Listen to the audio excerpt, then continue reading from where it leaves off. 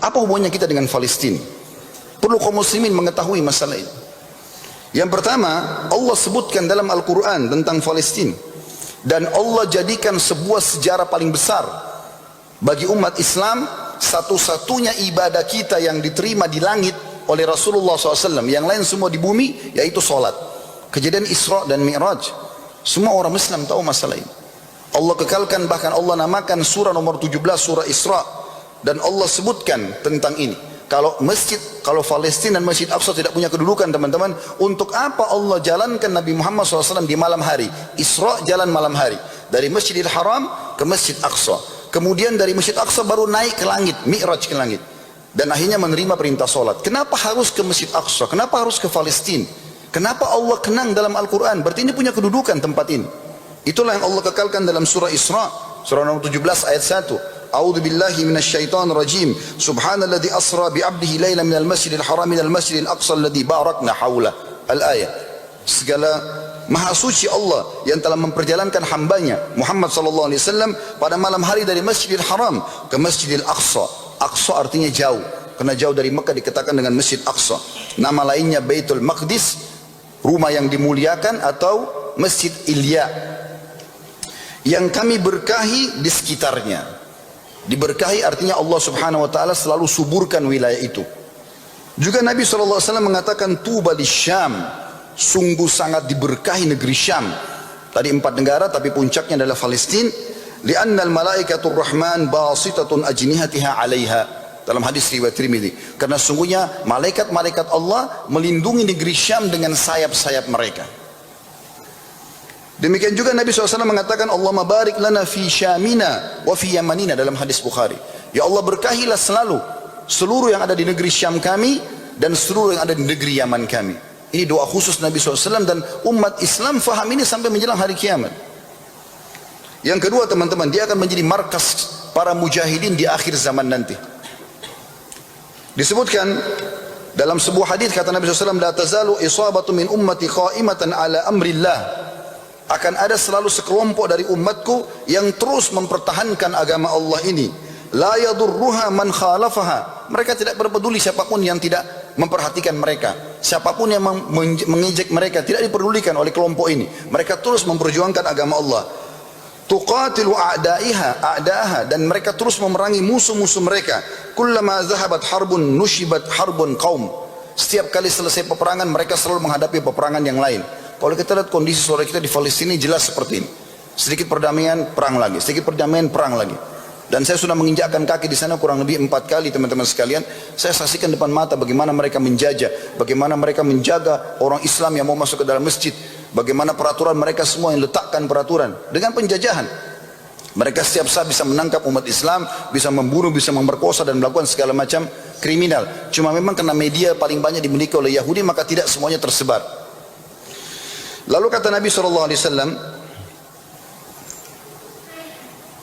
yarfa'ullahu qauman wa yarzuquhum minhu hatta ta'tiyamus sa'ah hum ahlus Syam. Allah akan memberikan kepada mereka kemenangan, dan Allah akan memberikan rezeki mereka dari hasil peperangan tersebut, serta itu akan terus terjadi sampai berdirinya hari kiamat dan mereka ada di negeri Syam.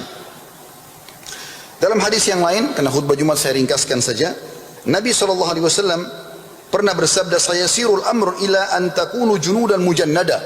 Akan terus kalian perjuangkan agama Allah ini Islam sampai akan terbentuk pasukan besar kalian.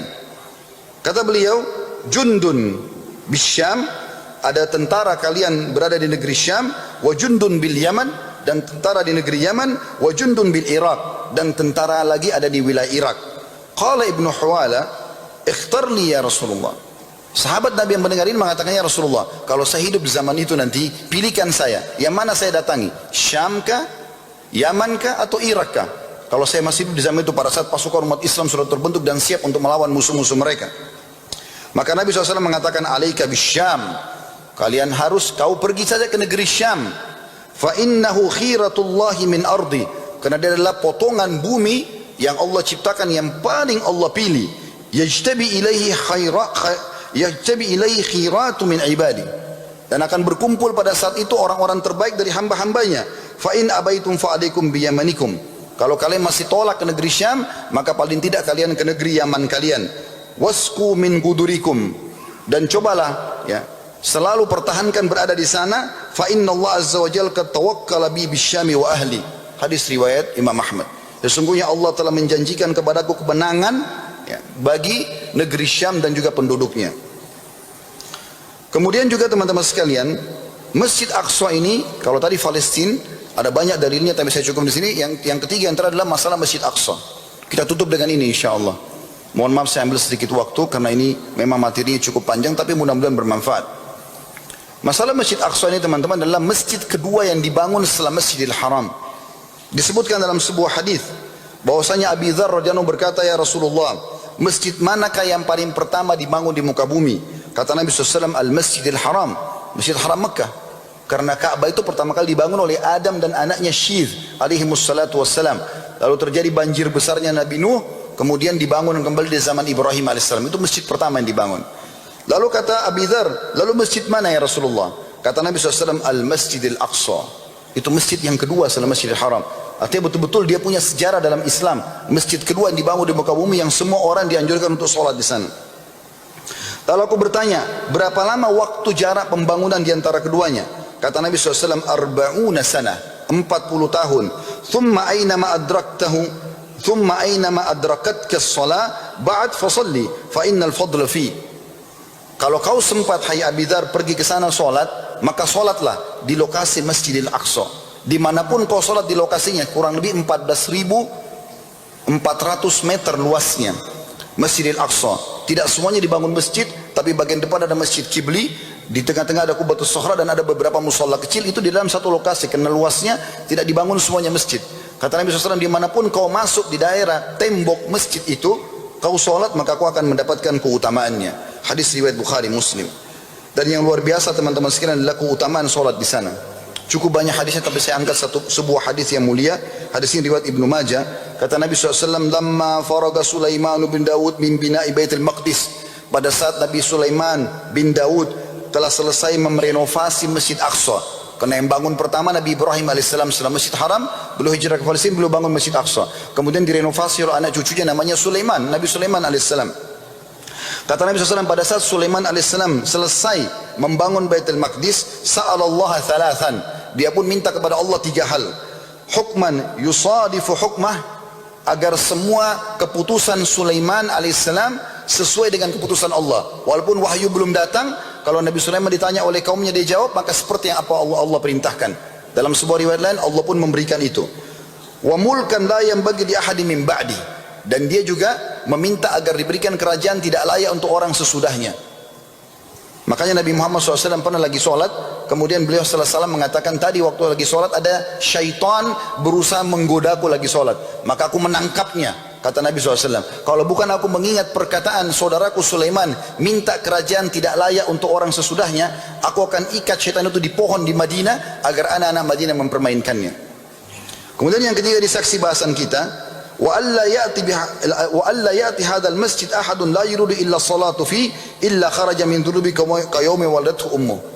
Dan Sulaiman meminta, dan Allah pun memberikan itu, tidak ada seorang pun yang datang sholat di Masjid Aqsa ini, baik sunnah atau wajib, tahiyat masjid pun dapat keutamaan ini.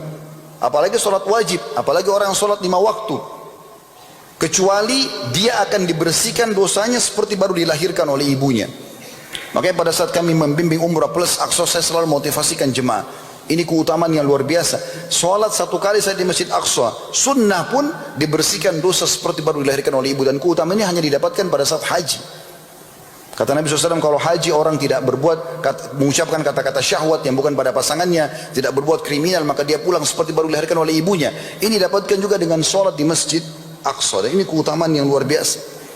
Bagi teman-teman yang tidak mampu pergi sholat di sana, pernah ditanya oleh Maimunah radhiyallahu anha, istri Nabi SAW. Ini orang Yahudi masuk Islam, istri Nabi SAW. Maka dia mengatakan, ya Rasulullah, kalau orang belum mampu pergi ke Masjid Aqsa, apa yang dia lakukan? Kata Nabi SAW, falyuhdi ilaihi zaitan yusraju fihi fa inna man ahda lahu kana kaman shalla fi. Hadis riwayat Ahmad. Kalau dia tidak mampu pergi sana, dia sumbang saja. Sumbang.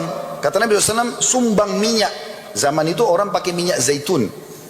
Karena belum ada penerangan ke kita sekarang, pakai minyak zaitun lalu ditaruh sumbu untuk jadi penerangan. Sumbang minyak untuk menerangi Masjid Aqsa. Karena siapa yang menerangi Masjid Aqsa, sama pahalanya dengan orang sholat di dalamnya. Jadi dapat keutamaan tadi itu.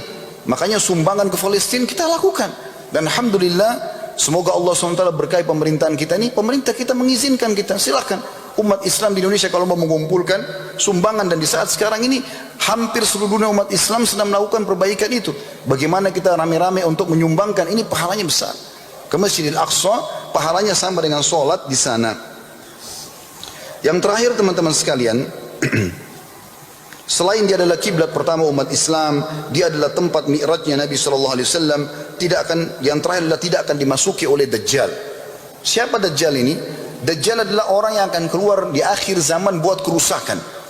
Teman-teman kalau salat pas tahiyat, kita selalu berdoa, Allahumma inni a'udzubika min adzabi jahannam, Allahumma inni a'udzubika min fitnatil masiihid dajjal. Potongannya itu.